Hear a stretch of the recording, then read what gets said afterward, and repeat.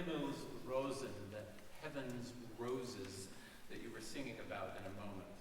Good afternoon and welcome to all parents, grandparents, and mothers in particular on this day, siblings, proud families, and supportive friends in all directions, faculty, and most importantly, the UNC Department of Music class of 2019. I am Alan Anderson, chair of the Department of Music.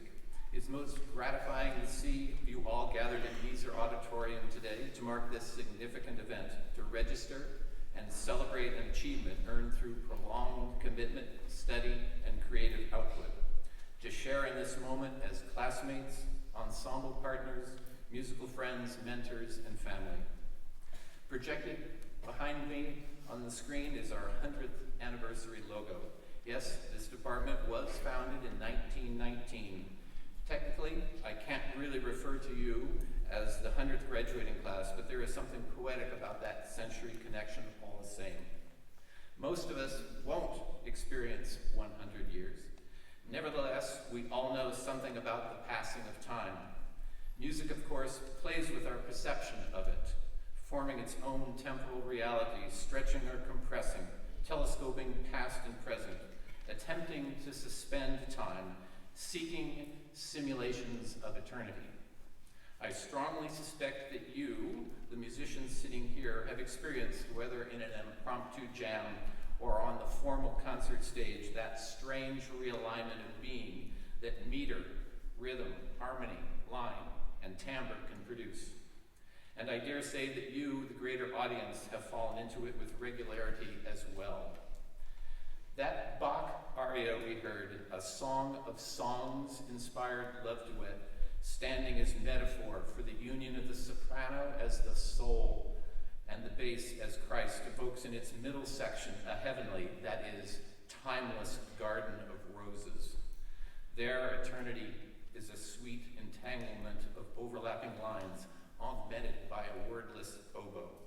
We know, as listeners, that the lines will end, but in those imitations there lies a suggestion, perhaps our hope, that it could spin on forever. Graduates, since we are musicians and regularly evoke such timelessnesses, I can't resist one last brief intrusion of music talk.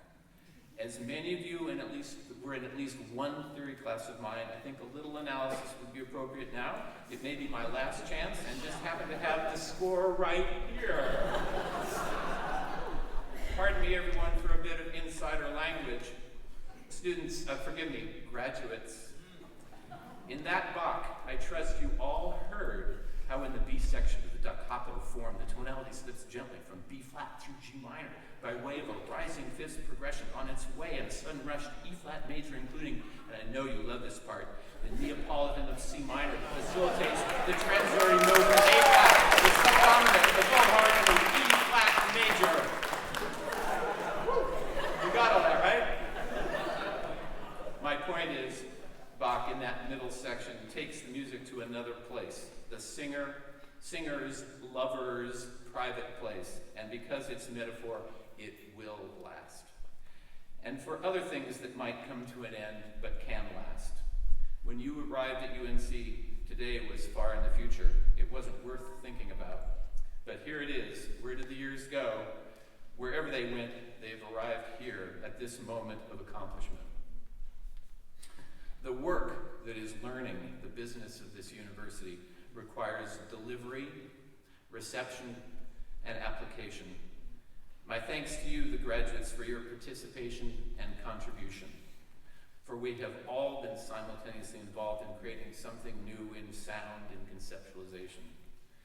That is what lasts, the experiences you've made, the work you have put in, and the forms you've conjured in concert with others. Before calling each of you to the stage, I'd like you to consider for a moment your years in Chapel Hill, and in doing so, to recall a musical experience that stands out as particularly memorable. Perhaps it was a masterclass with violinist Gil Shahan, singers Lucas Meacham or Victoria Clark, or perhaps with guitarist Jose Manuel Lescano, or harpist Alice Giles. Maybe it was a communal moment felt from your position on stage in the sold-out Memorial Hall performance of the Defiant Requiem. or perhaps more recently in the César Franck Symphony.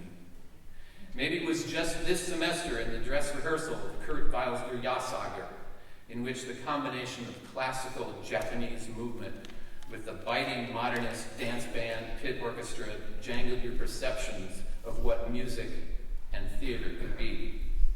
It may have occurred in classroom, or instrumental studio, or in the library, or in the field. It might have been the thrill of soloing alongside Rashawn Barber, or a Nats performance that you felt was your best ever, or when you nailed your solo with that treacherous run on this stage with the Carolina Bluegrass Band. Or maybe in a less public moment, such as a comment made by a teacher that freed your technique and delivery. Or when you realized that you could let go of playing over a set of complex changes, or the moment when the sense of musical community and your part in it became real, or when you were struck by the intense connection between music and social realities. Wherever and whenever, I'd like to think that there are multiple examples and that they will stick with you and serve as markers in your continuing development, whether as a musician or as a thoughtful, creative, and responsible human. The skills you have learned go beyond physical dexterity and your unique rapport with one or another of music's systems. Extend to critical self and group appraisal, cooperation and teamwork, the skills of aesthetic judgment, abilities for concentration, preparation, and perception. And though perhaps not a skill in the conventional sense, I want to include the ability to feel and possess the joy and pride in your accomplishments. And now, to recognize our degree recipients, please welcome to the podium Professor Jocelyn Neal, Associate Chair for Academic Studies, and Professor Brent Wissack, Associate Chair for Performance, Composition, and Music Education.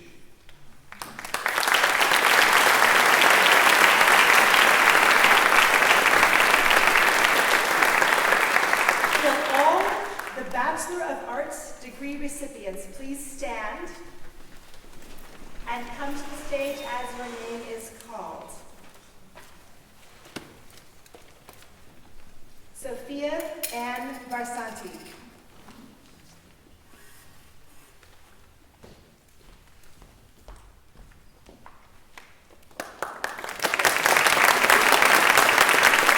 Please hold our applause to read all of the Bachelor of Arts recipients' names.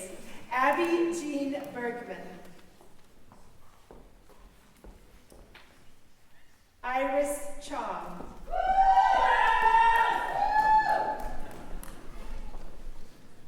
Patrick Noble Dow.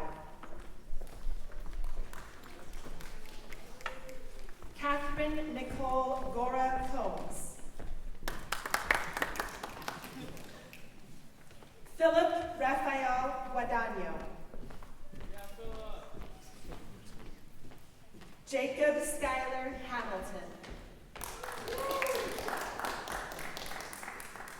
Carter Bromley Hodge. Alexa Grace Hoffman.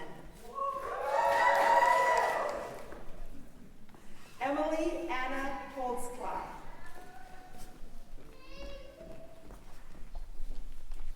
Andrew Chao-Yi Huang. Aspen Blake Jackson.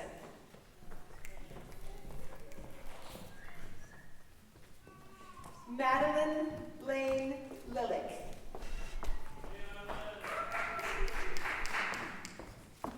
Sydney Ann McNabb.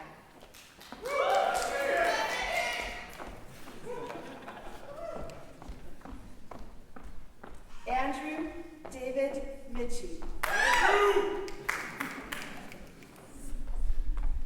Leah Allison Moore.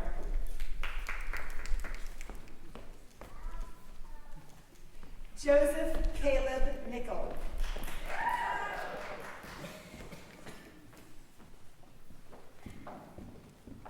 Anna Reese.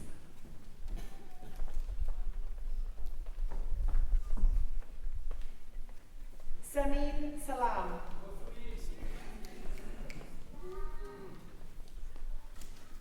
William Edward Shropshire.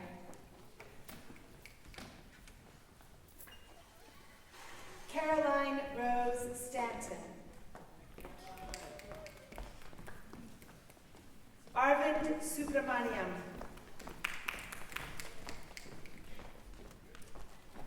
Evan Thompson.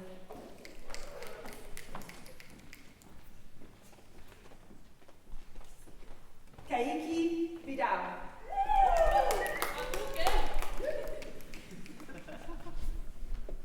Alexandra Rose Vigil.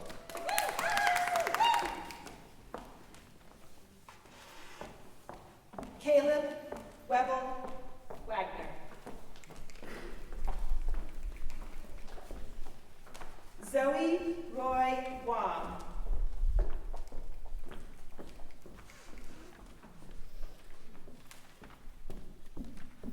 Daniel Keith Weinkoff. Hey.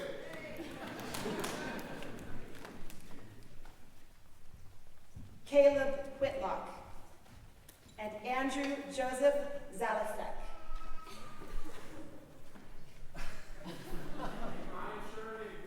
Brian Shirley.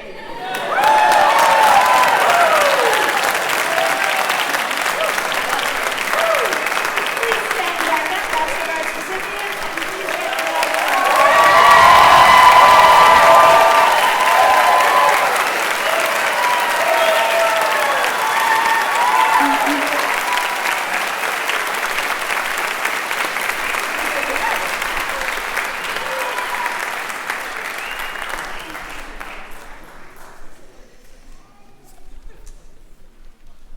Will all of the Bachelor of Music students please stand and come to the stage when your name is called.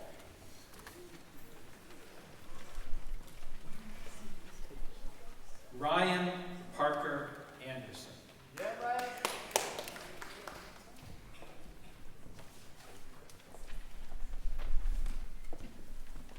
Kevin Daniel Beardsley.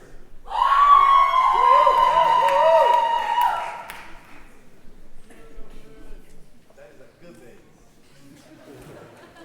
Christina Ruth Beasley.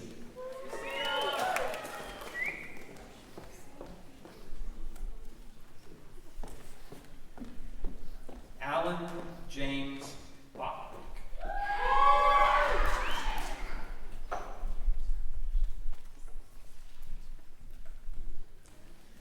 Richard Isaac Bolter.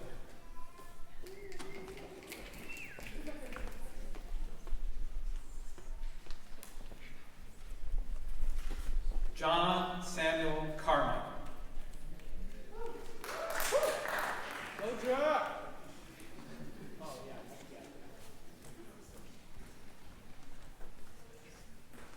Devin Christopher Cornacci.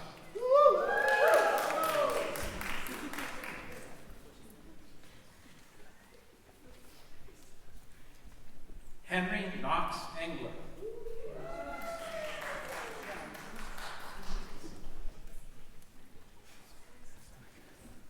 Catherine Rose Hand.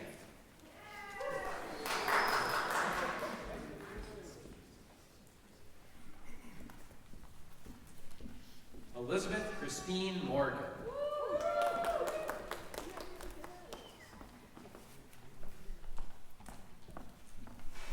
William Reason Davidson.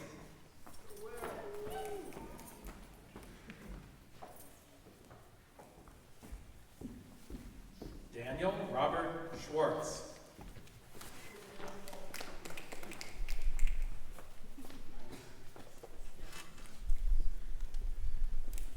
Susanna Rhodes Stewart.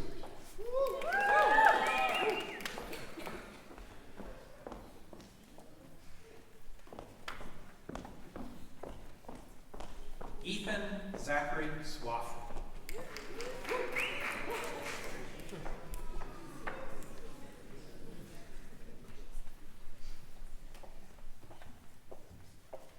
Emily Margaret Taylor.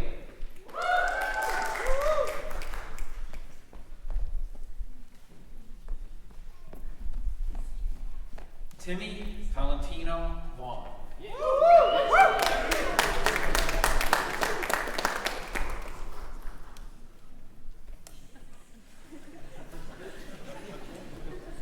Congratulations to all recipients of the Bachelor of Music degree.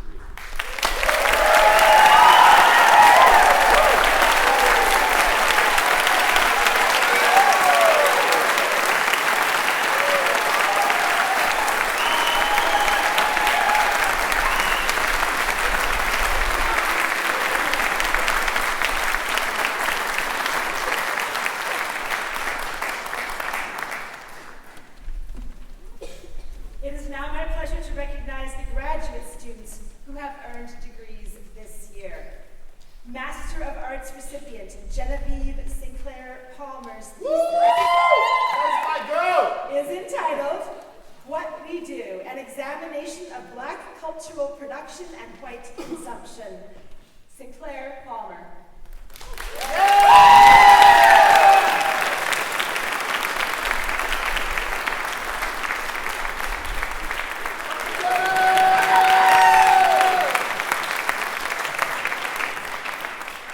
Our students who receive a Doctor of Philosophy degree have started their graduate coursework with shorter research papers before undertaking several years of original research in their chosen field.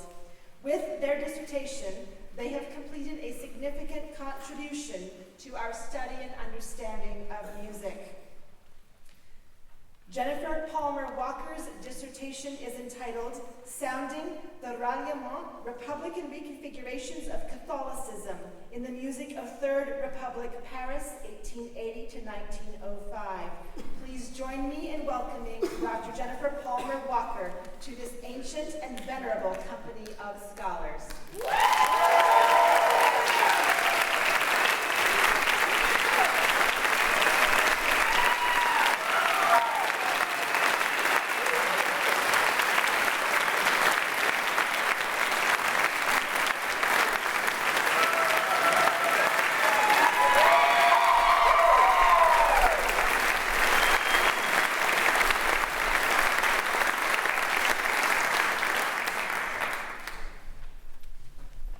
I would now like to welcome to the podium our student speaker, Carolyn Rose Stanton. Carolyn is a voice major from Deer Park, Illinois, graduating with the highest GPA in our department. Next year, she will begin a PhD in biochemistry at the Scripps Research Institute in La Jolla, California.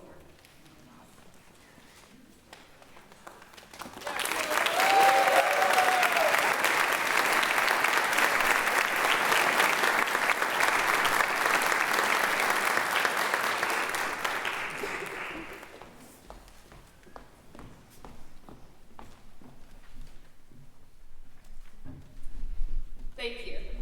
Good afternoon. Welcome, faculty, friends, family, and fellow students. It is an honor to have been invited to be the student speaker for our commencement today. Growing up, I learned the fight song before I understood what it meant. Back when I thought bread referred to the food, when hell was a swear word, and before I even knew what or where Duke or State are. So in a way, you could say that I am Tar Heel born and bred. Because of the fight song, I felt an affection for a school that I had never seen. Music is the reason I chose to come to UNC. Despite knowing that I wanted to make my career using my degree in chemistry, I refused to give up music in my life. For so many schools, it seemed like the two were mutually exclusive, that I was required to choose. Except here, where nobody batted their eyes at my request for a double major. It seems like almost everyone in the music department is a double major in something. Our diversity of interests breathes life into the department. Despite our ties throughout campus pulling us in different directions, the music department became a home for us all. When I was a freshman, the first friends I made at UNC were in the music department, where I would see the same people from class to class and bond with them over the struggles of learning theory, the pressures of juries, and the many hours in the basement of Hill. Music is the foundation of the community of people I have grown to know and love. Music is both deeply personal and yet closely shared. It requires patience, practice, and the willingness to fail. In our 4 years here, each of us has failed time and time again, not only musically, but in relationships, friendships, and even academically at times. We never let these failures break us. We stood back up again, learned, and kept moving towards the finish line. And here we are, the finish line. This is instead a testament to our successes. I can definitively say that we are not the same people who walked through those doors 4 years ago. Not only has our musical talent flourished, but we have become a little wiser in the ways of life. And the people in this room are some of the many people we have to thank for that. Our peers, our teachers, our friends and family. We did this together. Music is an art that requires dedication. For most of us, we've been studying music most of our lives. We've had many teachers along the way, many hours of lessons, but it's our parents who have been here for the full journey. From the first off-pitch jumble of music we played, to the more elegant and virtuosic music we are now capable of. For your support and patience, we thank you so much. To all our teachers who helped us reach our full potential, we could not be more grateful. To all our peers and friends, thank you for supporting us and being there to help us get through all the struggles along the way. While many of us will go our separate ways after graduation, we'll forever hold on to the memories made and the lessons learned at this great university. We'll be forever tied to this department and the wonderful people who've made it the home it has become. As we go forward in our lives and share our music with the world, we will share the impact of this education with those we meet. We will form new communities, learn new things, and make new friends. But by continuing to pursue music in our lives, in whatever form it might be in, by sharing our passion with others, we can always find a home. For many of us, this may be the last time we study music professionally, but that doesn't mean we're done. Instead, new opportunities lie around the corner. And for those of you going on to pursue music professionally, believe in the importance of your music and share your passion with the world. We'll all be there cheering for you when you do. Thank you.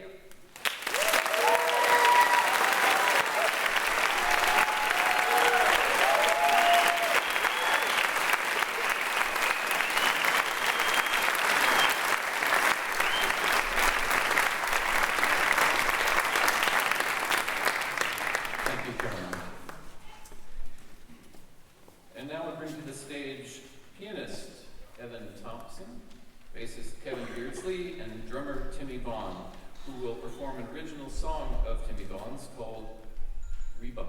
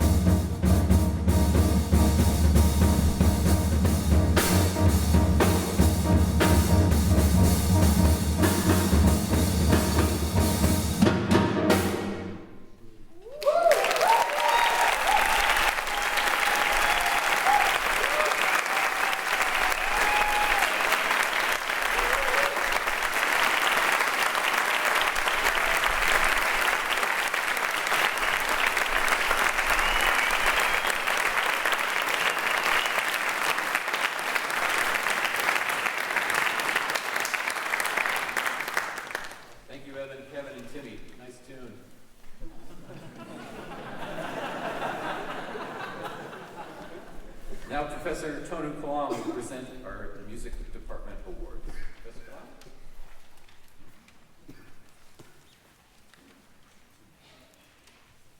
I'm very pleased to be able to announce the following awards that recognize the many special achievements of our talented students.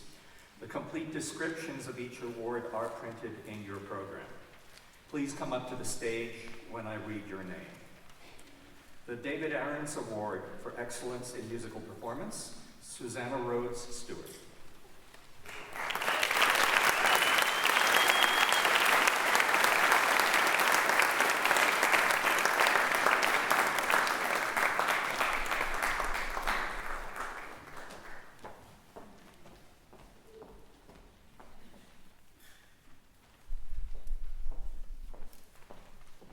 The Music Department Award for Academic Excellence, Caroline Rose Stanton.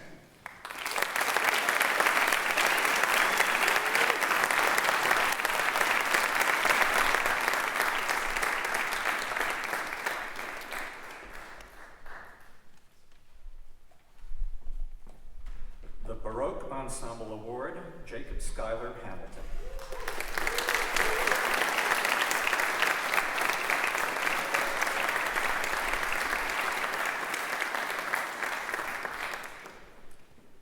Carolina Choir Award, Susanna Rhodes Stewart.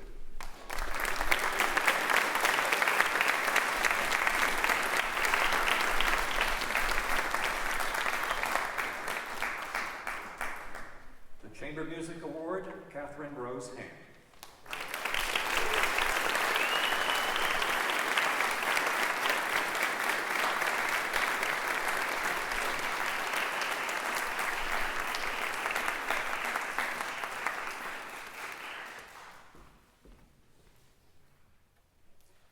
Chamber Singers Award, Richard Isaac Bolter.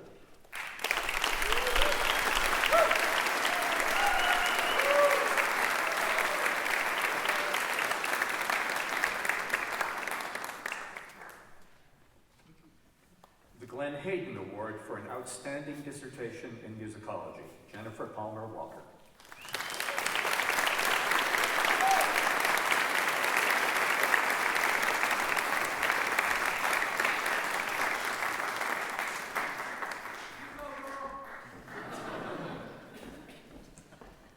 The Outstanding Performance Award in Piano, Richard Isaac Bolter.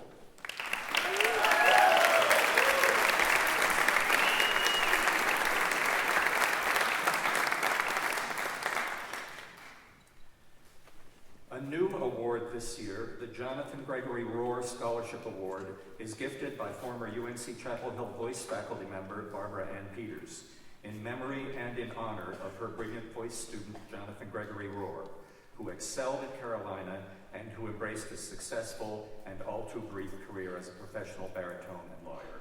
The award is offered annually for 4 consecutive years to support a deserving baritone voice major who maintains excellence in both vocal and academic studies until the completion of his undergraduate career at UNC Chapel Hill. Please welcome Barbara Peters to present the award to Philip Jackson Mosley.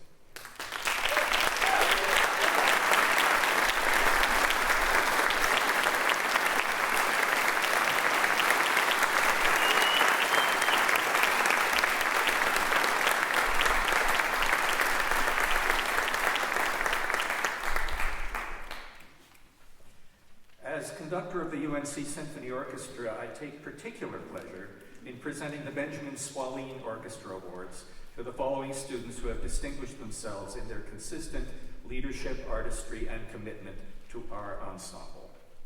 Devin Christopher Cornaccio.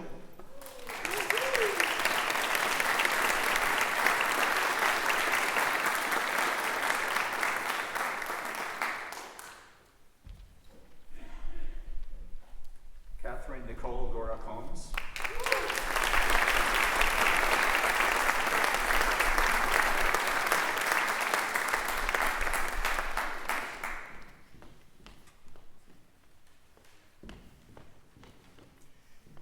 Andrew Chao-Yi Huang.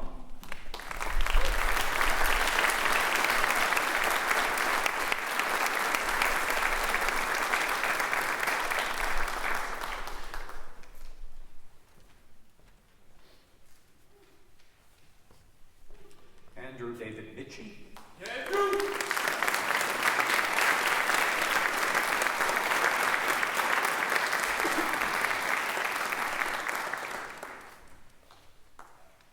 And Sky Elena Satz.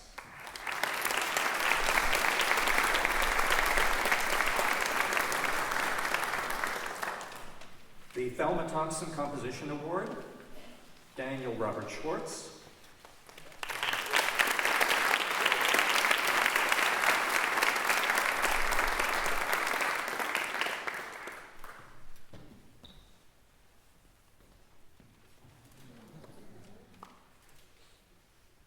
Ethan Zachary Swafford.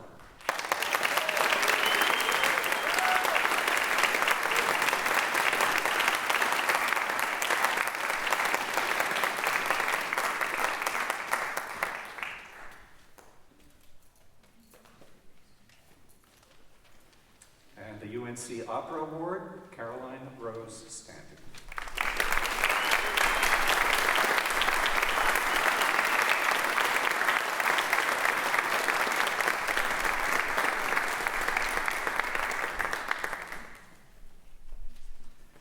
The remainder of the awards that are listed in your program have already been given out previously. Please join me in congratulating all of our award winners.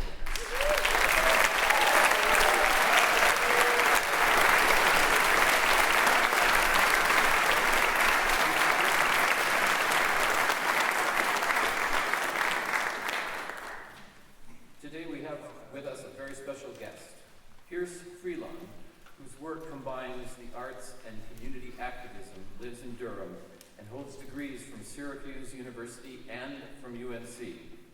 He has taught music and African American studies at UNC and political science at North Carolina Central University.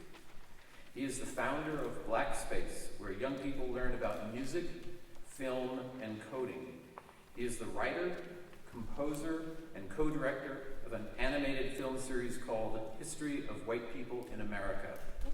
He is a co-founder with Stephen Levitin, aka the Apple Juice Kid, of the PBS web series Beatmaking Lab, an Emmy Award-winning production that grew out of his work here in our Beatmaking Lab alongside Professor Mark Katz.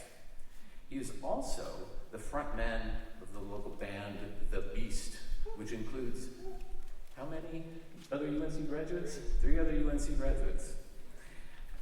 Please welcome Pierce Freelon to the podium to deliver today's commencement address. Thank you.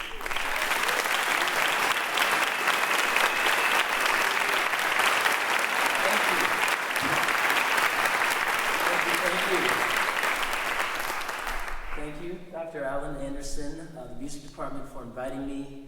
Thank you, professors, students, families, for being here. Tim Yvonne for that, that arrangement, that was really dope. We got to do a gig together sometime, I think. We'll talk. Okay.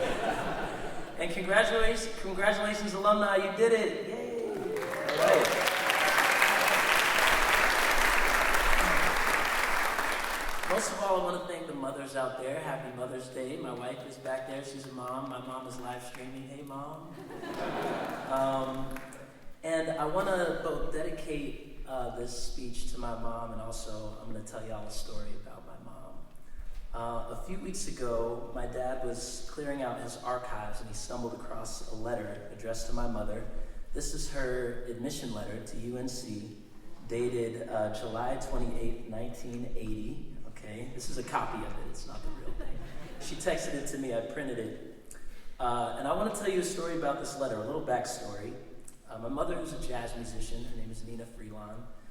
She grew up in a loving but strict and religious family, singing in the choir of her church.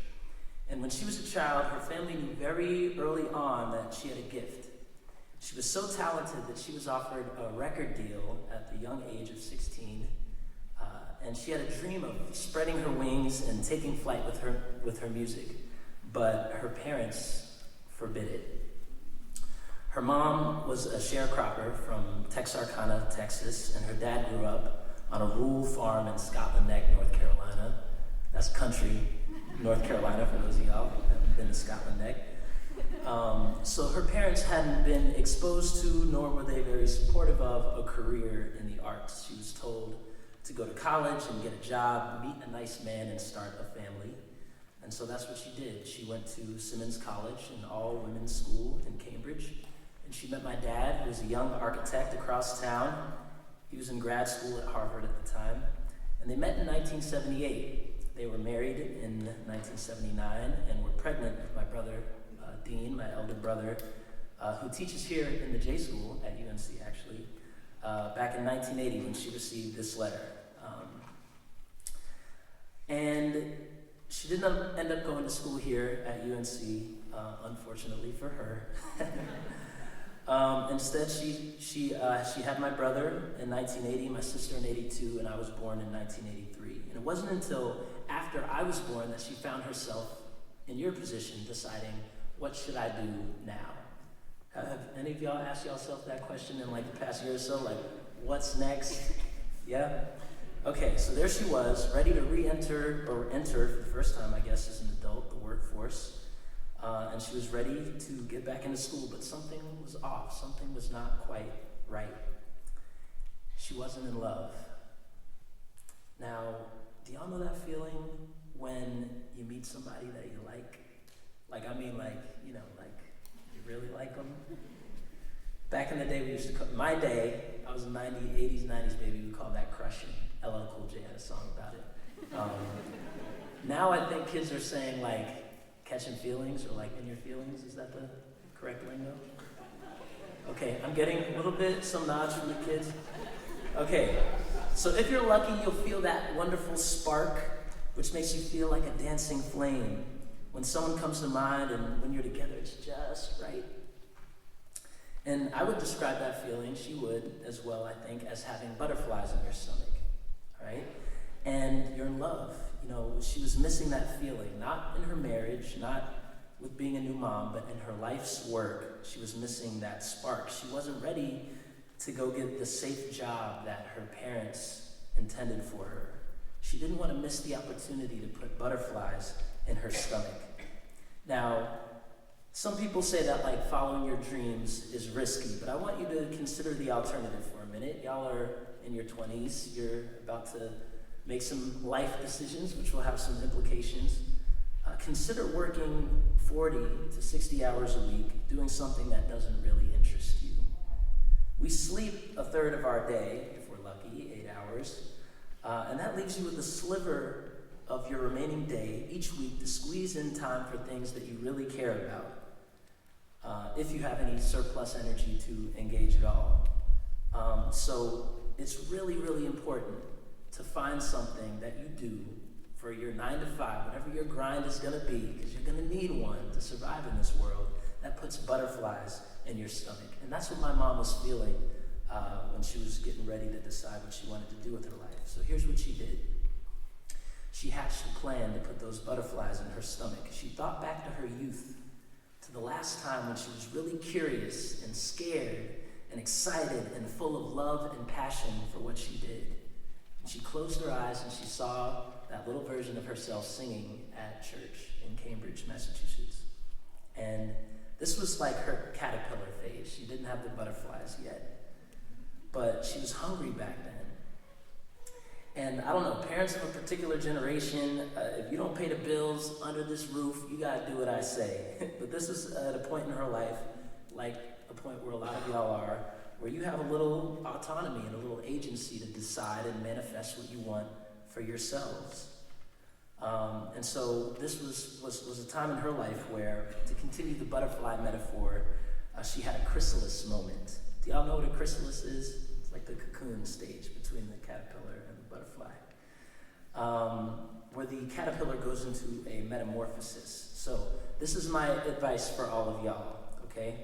Go out into the garden of your consciousness and find your caterpillar, your big idea, your dream, your passion, whatever it is you want to do with this life. It could be musical theater or sound therapy, music education, producing music for Fortnite and other video games. It could be scoring or biochemistry. It doesn't even have to be music related. Are you the biochemist? Yeah, there you are. You got like 18 awards today. You're awesome. So So that's what my mom did. She and my dad decided to walk the journey of exploring her passion. She built a protective shell around that vulnerable dream of pursuing music and formed a chrysalis. And that is where the caterpillar became the butterfly. Now, she had very humble beginnings, and remember, she was no spring chicken at this point in her life. She was pushing 30 with 3 kids under 3 when she decided to start her career as a jazz musician. And it was a lot of late nights in hotel lobbies, small festivals, singing at bars, and performing at weddings. I remember because she used to bring me to sit backstage when she used to perform. It was very grassroots, and there was pressure, as I'm sure there will be for all of you. But she had the wisdom of her ancestors. This is something her great-grandmother told her. She said, bloom where you're planted. All right, this is very important. Bloom where you're planted. A lot of people think if I'm going to start a career in jazz, or if I want to do movie scoring or music, I need to be in New York or Los Angeles, or maybe like a mid-tier market like New Orleans or Chicago. Lies. You can be anywhere and pursue a career in music. You can bloom right where you're planted. That could mean here in NC or wherever your hometown is. I want you to think about where there's fertile soil for you to be able to blossom in your musical career. And for me, that's happened. I was born and raised in Durham. My whole career has been born out of Durham. Same thing for my mom. Now, back to our chrysalis metaphor. The chrysalis life isn't always going to be pretty. Let me tell you what happens inside of a chrysalis. It's not like prom for a caterpillar where they get fitted for some nice wings and they float around. In the chrysalis, the caterpillar actually dies. As soon as the cocoon is formed around its body, the caterpillar dissolves into a goo. And if you were to open a chrysalis mid-metamorphosis, it's not pretty, it's kind of gross. But that's where the magic happens. The cells completely deconstruct and then reconstruct themselves into the form of a butterfly. The caterpillar actually resurrects itself inside the chrysalis. It is both a tomb and a birthing chamber. And my mom had to do the same thing. She had to sacrifice and kill many parts of herself. Her doubt had to die, her feelings of unworthiness, her insecurities, her fears, her parents' opinions, though coming from a loving place, they had to bounce. Okay? And those things died in the chrysalis, and from those ashes, a phoenix was born. So I'll give you a fast forward from 1985 or so, when she decided to pursue music full time, to the present. About 15 years after making that choice, my mom, now in her late 40s, got that record deal and has toured the world. She made her debut at the Grammy Awards in 1999 and has since been nominated for over 6 Grammy Awards. A butterfly emerged in her stomach, and it keeps her company to this day. Every time she graces a stage, sings a song, or engages in the passion that she loves. And that's what I want for all of y'all. I'm not saying if you're gonna win a Grammy in 10 years, but that butterfly, that sense of engaging in your purpose, that what I felt coming out of that composition that I heard and out of that performance I saw earlier today. I want that for y'all. And that's what she wanted for me as her son. I was really privileged. My mom, I didn't have to deal with the same things she dealt with. My parents were very encouraging. They encouraged me to do what I wanted and follow my dreams from a very young age. But don't get it twisted. Just because you have the idea and have made the decision to go into music or to follow your passion doesn't mean it's going to be easy. When I first decided to follow my dreams, I almost had the opposite problem that my mom had. I had already seen what success looks like and had my parents cheering me on, but I didn't know much about the process. I was in back in the day, my rap group, I was in a hip hop group called Language Arts. It was me and another guy that I met, that I've known since childhood. And I remember thinking that we were just gonna be the biggest, the outcast of North Carolina. We were gonna be so huge. Parents Outcast is a big popular Southern hip hop group from Atlanta. They'll tell you all about it. We had a MySpace page with thousands of followers. Right? Because of my mom's career, I had access to things that normal musicians didn't. I got to go to the Grammys with my mom. Like, hey, there's Big Pun, there's Fat Joe, there's Usher. I rap. Like, what's up, y'all?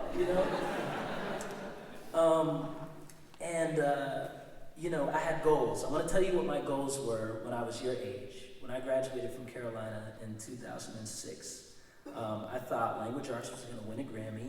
I thought we were going to go on a world tour. I thought I was going to make $1 million and be famous. Hashtag goals. Those are my goals. And those are all superficial metrics of success, but that's just where I was at 22, okay? Don't judge me. And so when I was getting ready to launch my career as a rap artist, I was going to move to New York. I really had two options. So I wanted, this is my process, my chrysalis process. I had two options. Option one, I was going to move to New York and I was going to make it, okay? I had an internship set up with Nile Rodgers, who's like a really famous composer, guitar player. I knew somebody who knew somebody who knew somebody who knew Diddy. We called him Puff Daddy back then. And then I had this other option. It was to go to grad school at Syracuse and to study Pan-African studies. I had a full ride fellowship to study at Syracuse. Now, what do you think my parents advised me to do? Raise your hand if you think she said New York. Okay, raise your hand if you think she said grad school.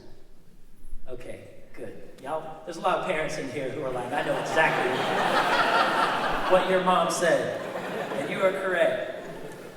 Syracuse, at the time I was like, Syracuse, like, I'm on the verge of my career, Mom. You told me to follow I tried to throw it back at her. You told me to follow my passion. And so she said, first of all, chill out. She said, look, go get your graduate degree. You're 22, you'll be 24 with a master's. It's something to fall back on. You're still a baby. It's not mutually exclusive. You don't have to pick one or the other. You can do both. Go to grad school and then go, try it out, doing music in New York. And I followed their advice. I trust my parents and I listened. And even though in my mind at the time I thought it was contradictory to what my mom did, I trusted them and I followed their advice. So this is to tie it back in with the metaphor of the butterflies. Follow your butterflies doesn't always mean do what you feel like doing all the time. It means lead a life driven by your sense of purpose. And luckily for me, I was an African American studies major here, and Black studies and Black liberation was very much a part of my life and my passion, as music was. So I went to Syracuse, and I merged the two. I studied hip-hop in West Africa. West African hip-hop was my area of study. I was able to travel to Ghana, West Africa, for several weeks, where I interviewed prominent hip life artists and collaborated with them. Wasn't quite reaching my goals yet, but I was still following in line with my passion. After I graduated, I got a job with the Thelonious Monk Institute of Jazz out in Los Angeles, and they brought me, let me tell y'all, we used to do this after-school program where we merged hip-hop and jazz, and this one concert in a hall just like this one, we had Herbie Hancock with Dougie Fresh beatboxing. It was so beautiful. And I was able to travel the world with that job. Again, didn't get to my little 4 goals that I'd set out for myself, but I was getting somewhere. I was following my passion. After leaving the Monk Institute, I came here to UNC to teach in the African American Studies department. I started co-teaching a class called Beat Making Lab here in the music department, and was making music locally with my band, The Beast. Again, hadn't reached my goals yet, but still following my passion. Beat Making Lab went from a class to a web series with PBS.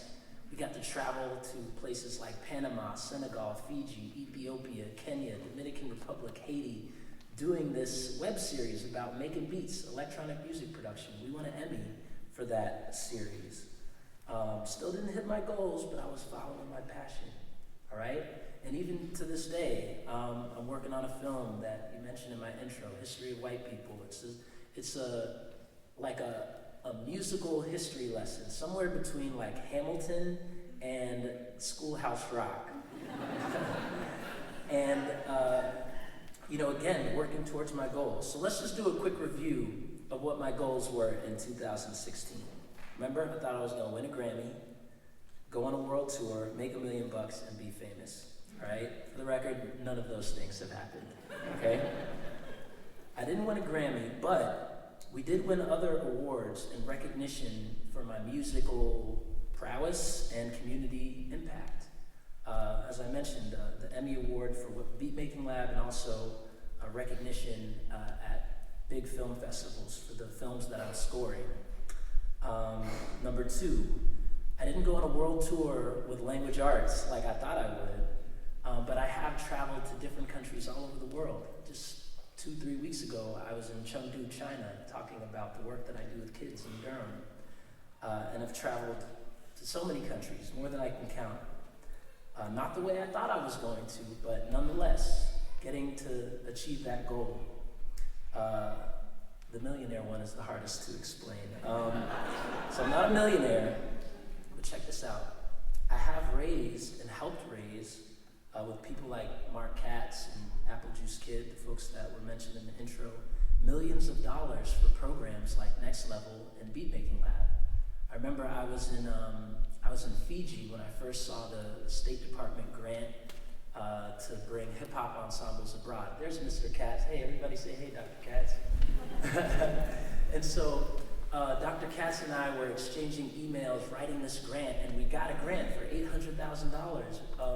Dr. Katz wrote some matching grants, and we brought over $1 million to this university, over $2 million now, I think, to bring hip-hop ensembles abroad.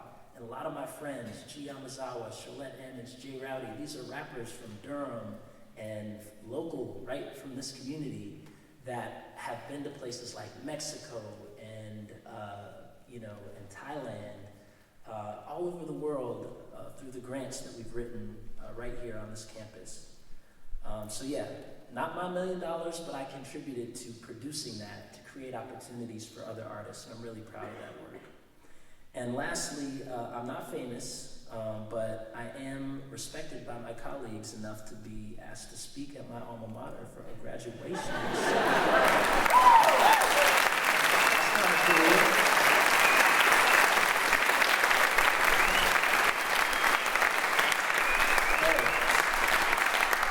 So I'm wrapping up, but I do want to say that success didn't look how I thought it would look.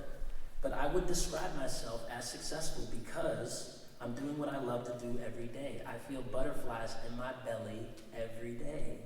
Even now as we speak, I'm feeling it. It's really nice.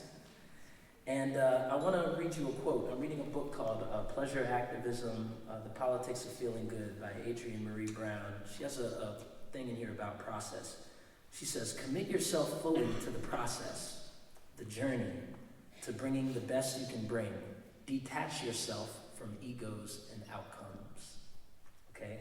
So there's a lot of egos and outcomes. And the 2006 Pierce, the 2019 Pierce is very much invested in the process. So for you, graduating seniors, that chrysalis process is about bringing your life and your career into fruition. All right? Forget other people's expectations. They're not as important as you doing what makes you happy, doing things that put butterflies in your stomach. And in the music business, trust me, I've seen a lot of people with great success superficial success, that are very unhappy. Now I'm going to do something I thought I'd never do after the past year of shenanigans, but I'm going to quote Kanye West. He says, the people highest up have the lowest self-esteem. The prettiest people do the ugliest things on the road to riches and diamond rings. I miss the old Kanye.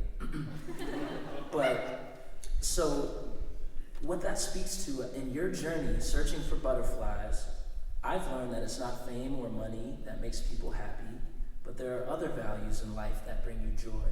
What are yours? Is it community? Is it social justice? Is it creativity, family? You need to identify what those things are for you and to seize those things. And here's the crazy thing. For me, as soon as I stopped chasing those material things and focused on my passions instead, all of the things that I wanted out of life came to fruition. I had to destroy my image of success and rebuild one based on what truly makes me happy. And that's what I want for you. Each of you deserves to develop a relationship and a deep love for what you do.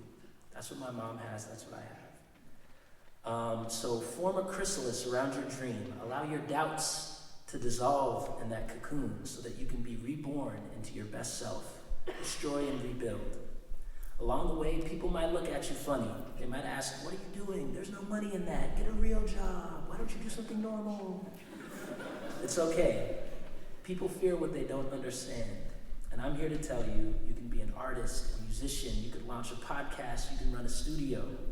You just need to feed yourself positive thoughts and affirmations. You need to plant a seed and bloom where you're planted. Thank you.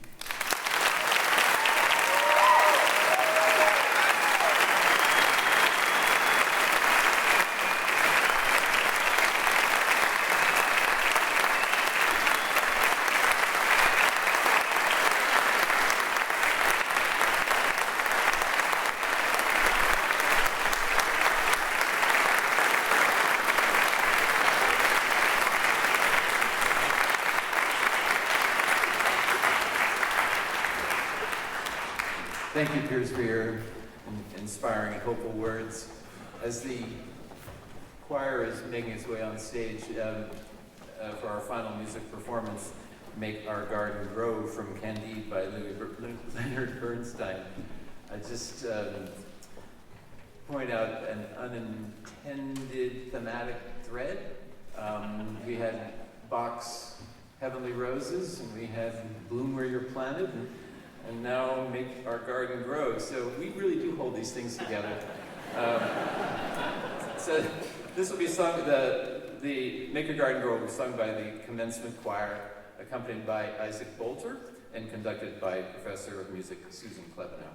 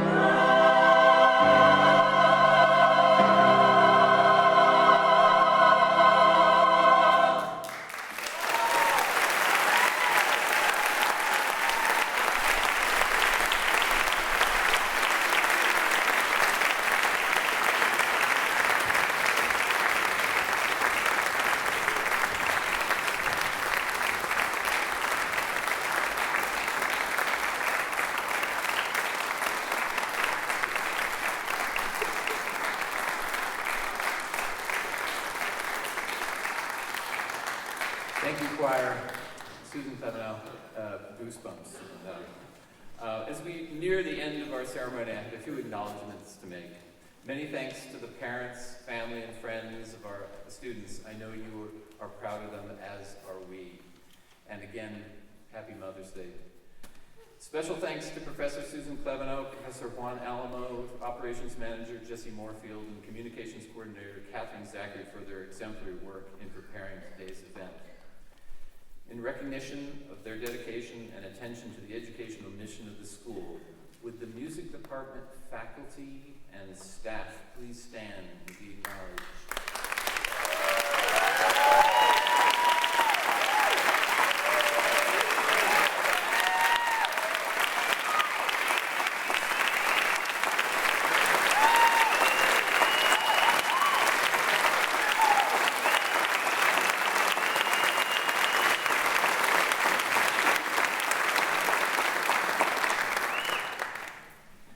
Ceremony.